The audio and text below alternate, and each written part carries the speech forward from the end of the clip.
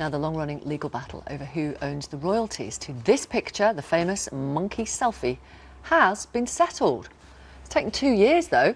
The dispute centred on whether or not the monkey who actually took the picture or the photographer whose camera it was used on owned the picture.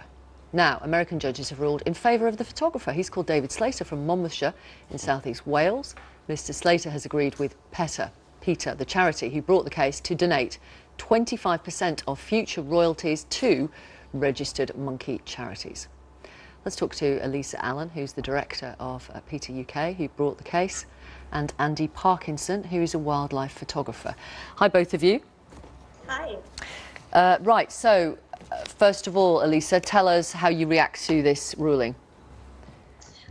Well, for us, it was a great settlement. I mean, we said right from the beginning that win or lose, this case really pushes the conversation about the need to extend basic, fundamental, appropriate rights to animals, and that's really what this case has done. How much money has it cost?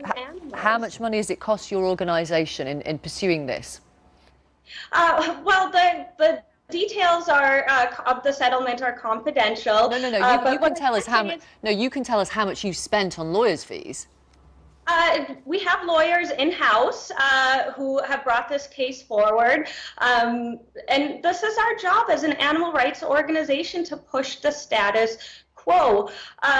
In fact, that's the way that social movements have always operated. It doesn't always make us popular, but it's our job. And let's not forget that not that long ago, women were not granted property under the law, but thankfully society has changed and evolved, and the law evolves with it. And so too will it be with animal rights, because currently animals are viewed as property.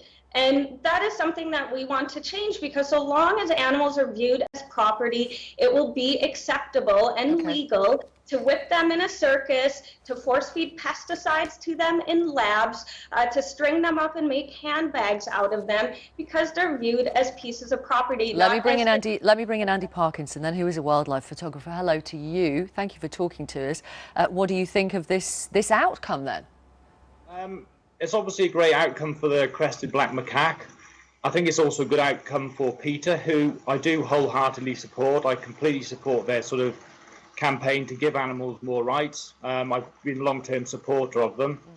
But of course, with this, you know, you have to think about the rights of the photographer as well. It was his endeavour that took him to these remote islands. It was his camera, it was his memory card, it was his exposure compensations that he had set up. Everything that was done to create this image was done by the photographer, and this image has been published thousands of times around the world, and he hasn't received a penny for that. And wildlife photography is under tremendous pressure all of the time at the moment, and copyright laws are very vague, and once you open the genie's bottle, as it were, once an image has been released, as we saw with the woodpecker and the weasel, and it's very difficult for a photographer to get those rights back. So, I think the settlement sounds like a nice balance, really. It's good that the crested black macaques will benefit, both in terms of their ongoing conservation, but it's also important that David does get some, hard-earned royalties for his endeavours. Thank you, Andy. Andy Parkinson, wildlife photographer. Thank you, Elisa Allen, director of Peter UK.